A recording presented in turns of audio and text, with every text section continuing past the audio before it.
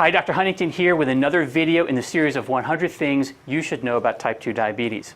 Now in this video, we're going to answer the question of why are so many more people obese today than 50 years ago. So up here on my board, I'm actually going to take you farther back than 50 years. We're actually going to look at all of human history. Now if you look at most of human history, obesity was extraordinarily rare. It wasn't until about 5,000 years ago that obesity started to show up. People started to gain more weight. So something happened around that time, and we'll get into that. And then it was in the last 50 years that the trend really started to take off.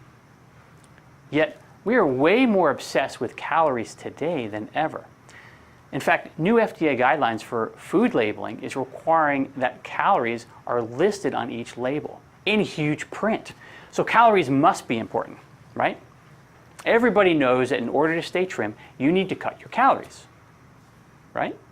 And of course, everybody knows that if you eat too many calories, you're likely to get fat. And so eating too many calories must be related to becoming diabetic, right? Well, beware of those everybody knows statements, because once everybody knows, most people stop inspecting or looking for a more accurate truth. By the way, all those everybody knows statements I just gave you are false. The truth is that obesity was rare throughout human history, and it's not because people were always starving. Even during times of abundant food, obesity was nowhere near as prevalent as it is today. The upward trend in obesity followed the modernization of civilization. So there is something about the changes in the way humans are living that is responsible for the rise in obesity. It was relatively well known even back in the late 1700s, that refined carbohydrates were a primary factor in getting fat.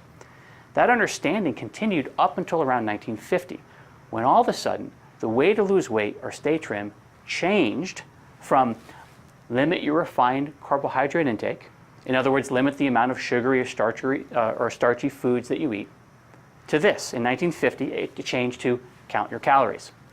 And of course, people have been starving, yet getting fat on low-fat and low-calorie diets ever since. From about 1950 onward, the amount of sugary and starchy foods people eat have skyrocketed. And this had a lot to do with the low-fat fad that is still hanging on today. Because when you remove the fat from a food, you need to replace it with something, and that something is carbohydrates. So the low-fat diet craze meant an increase in dietary carbohydrates. And well, you can just look at old pictures taken from prior to 1950, and you can see what the high carbohydrate diet has given us. It's the prime cause of the obesity epidemic. And if you guess that it's also the prime cause of the rise in type 2 diabetes, then I would say you are correct as well. So, some things you can take from this interesting story. Number one, don't eat foods labeled low fat. Those foods are typically loaded with sugar, not to mention you need dietary fat. And number two, severely limit the amount of sugar and refined carbs you eat. You basically don't need them. Number three, the majority of your diet should consist of healthy fats, veggies, and a moderate amount of protein. Okay, I'll see you in the next video.